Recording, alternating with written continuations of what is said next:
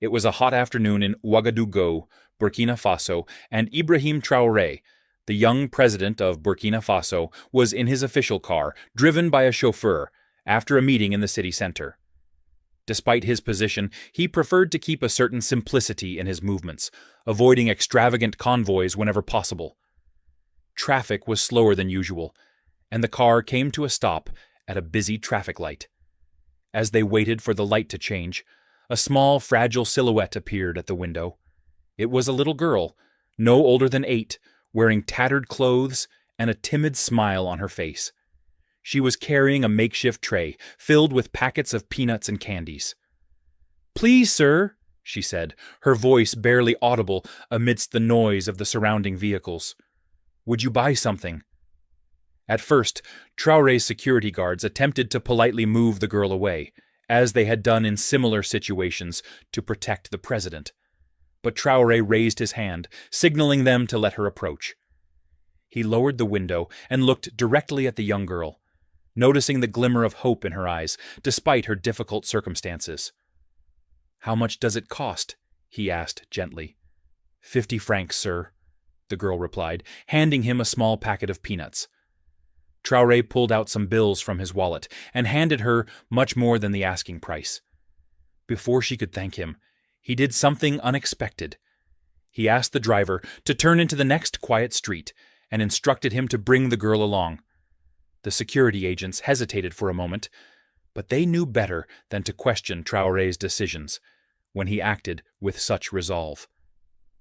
The little girl, confused and frightened, was led to the car under the curious eyes of passers-by. "Don't be afraid," said Traoré, leaning forward to reassure her. "I just want to talk to you." Her heart pounded as she entered the vehicle. She didn't understand why this important man, who had bought peanuts from her, now wanted to speak to her. But there was something in Traoré's calm voice and sincere gaze that made her feel a strange sense of safety. Inside the car, the little girl hesitantly sat down on the soft leather seat, clutching her tray of peanuts and candies as if it were her greatest treasure. Ibrahim Traoré noticed her nervousness and decided to break the ice with a simple but intentional question. "What's your name?" he asked, leaning forward with a warm smile. "Awa," she replied shyly, eyes fixed on the car floor. "That's a beautiful name, Awa," said Traoré. "How old are you?" 8, she murmured, still uncertain about why she was there. Traoré nodded, keeping a gentle tone. "Do you sell these peanuts every day?" The girl nodded. "Yes, sir. My mother is sick, so I help by selling them on the street." Her honest, straightforward answer deeply moved Traoré. He knew that many children in Burkina Faso faced similar situations, forced to abandon school or even their childhood to support their families. But hearing it directly from someone so young brought a new depth to a reality he already knew too well. "Do you like studying Awa?" he asked, genuinely curious. Her eyes lit up for a brief moment before she replied, "I really liked it, sir, but now I can't go to school. My mother needs my help." Traoré stayed silent for a few seconds, reflecting on her words. He knew stories like hers were common in many parts of the country, where poverty and lack of opportunity limited children's futures. But he also knew it was possible to change this reality with political will and concrete action. "Listen, Awa," he began gently, placing his hand on her shoulder. "You deserve to be a child. You deserve to play, to learn, and to dream about your future. I promise you, I will do everything I can to make sure you go back to school."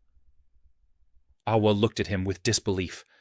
No one had ever promised her anything like that before. To her, going back to school seemed like a distant, almost impossible dream. But there was something in Traoré's voice that made her believe that maybe, just maybe, this promise could come true. "Why, sir?" she asked hesitantly. "Why would you do that for me?" Traoré smiled thoughtfully. "Because you matter, Awa. Because every child in this country matters, and because I know that people like you can change the future of Burkina Faso. The young girl lowered her head again, visibly moved. She didn't know what to say, but her heart was full of gratitude.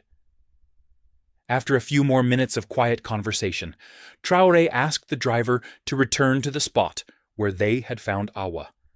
Before letting her go, he handed her a notebook and a box of colored pencils. "This is for you, to start writing your dreams, Awa," he said with an encouraging smile, "and soon we'll make those dreams come true." Awa accepted the gifts with trembling hands, mumbling a sincere thank you as she stepped out of the car. The security agents and bystanders watched the scene with curiosity. Some discreetly applauded, while others simply looked on with admiration at the leader who had paused his day to help a simple street vendor. After leaving Awa at the same place where he found her, Ibrahim Traoré couldn't stop thinking about the young girl's situation, and the countless other children like her scattered across the streets of Ouagadougou and the rest of Burkina Faso. He knew that promises alone would not solve the problem. It required urgent and effective action. Back at the presidential palace, Traoré convened an emergency meeting with his team of advisors and social policy experts. "Today I met a girl named Awa," he began, his voice firm and filled with determination. "She's only 8 years old and has already had to drop out of school to sell peanuts on the street because her mother is ill. This cannot continue in our country." His aides listened intently as Traoré described his conversation with Awa and shared his growing frustration. He requested a detailed report on the number of out-of-school children in Burkina Faso, along with the main reasons families resorted to child labor. "I want concrete and immediate solutions," he ordered. "We must ensure that every child has access to basic education, no matter their circumstances. And we must create support programs for vulnerable families so they don't have to rely on their children to survive." In the following days, the team worked tirelessly to gather data and propose viable initiatives. They discovered that thousands of children across the country faced situations similar to Awa's, many victims of extreme poverty, a lack of educational infrastructure, and weak social safety nets. But Traoré didn't want to rely on statistics alone. He began organizing visits to underserved communities to witness firsthand the living conditions of these children. During one of these visits, he met a family living in a small mud brick house with a tin roof where 5 people shared a single room. The matriarch, an elderly woman named Fatou, was visibly weakened by a chronic illness. "My granddaughter sells food on the street to support us," Fatou explained, struggling to speak due to her frailty. "I wish she could study, but we have no other choice." The scene broke Traoré's heart. He realized that it was easy to criticize families for making their children work, but the reality was far more complex.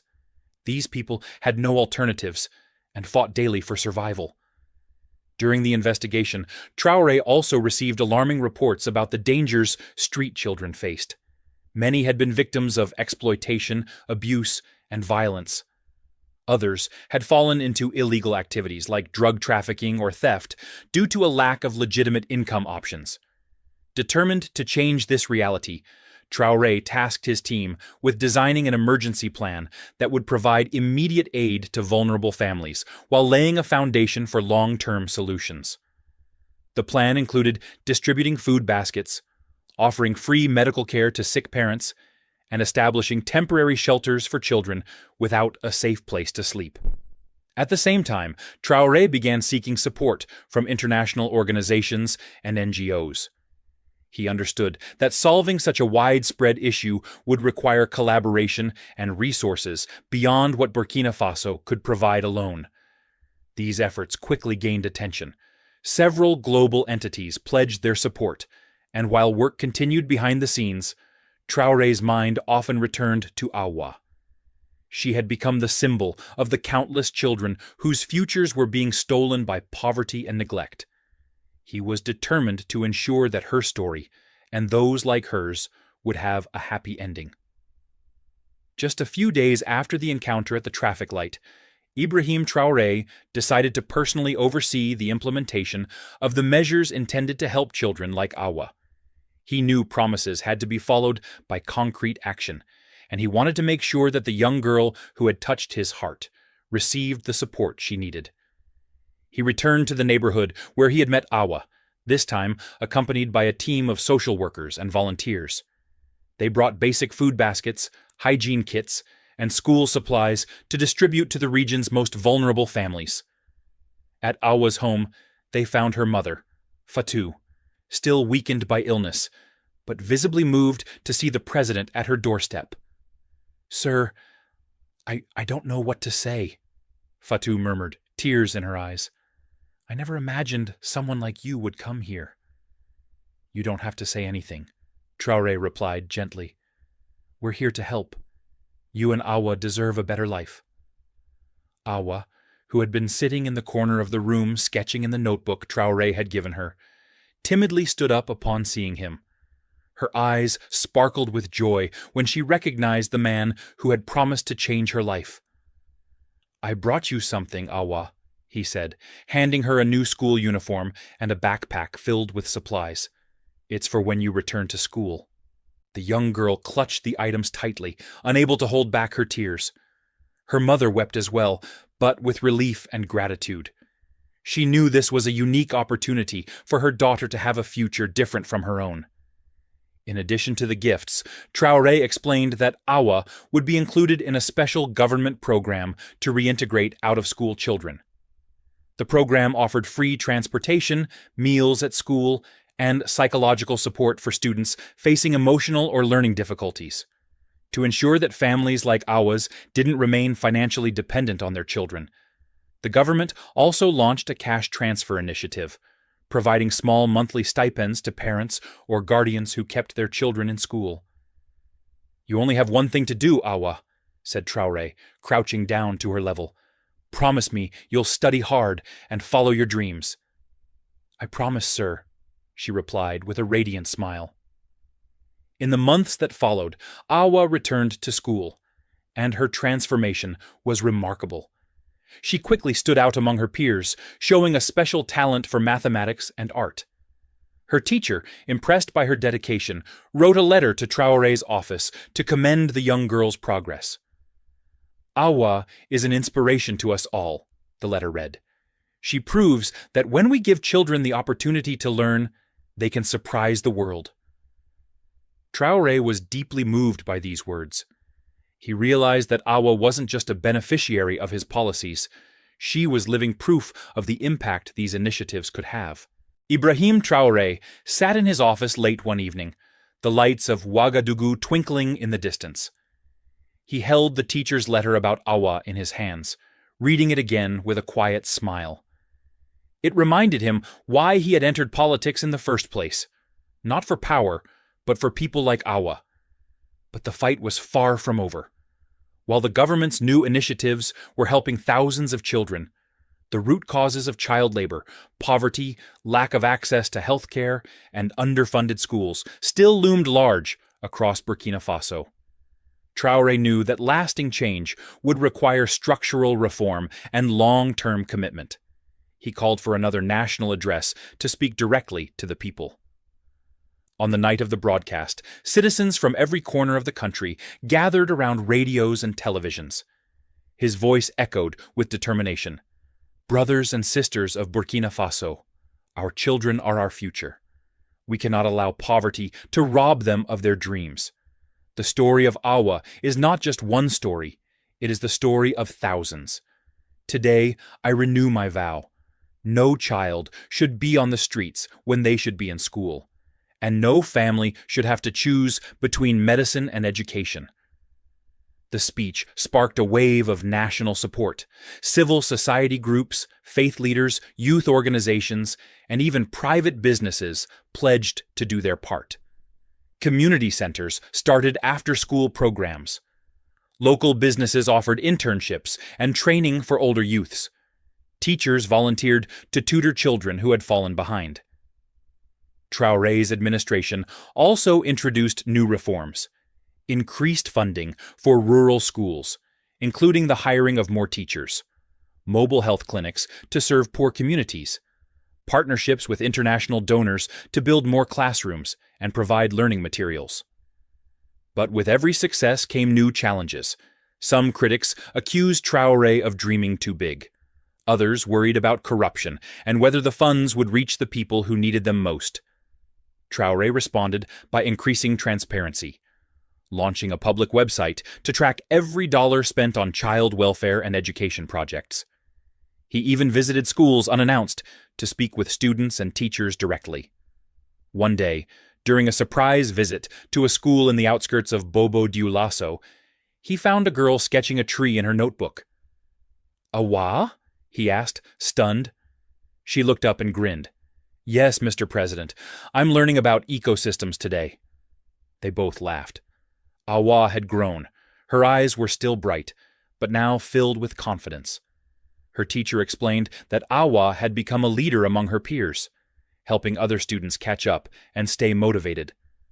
Traoré sat with the class for a while, listening, learning. When he left, he placed his hand gently on Awa's shoulder. "Keep going," he said. "You are the future of this nation." Back in his car, Traoré looked out the window as the sun began to set. The road ahead was still long, filled with obstacles, but also with hope. And as long as there were children like Awa dreaming, he knew he would keep fighting.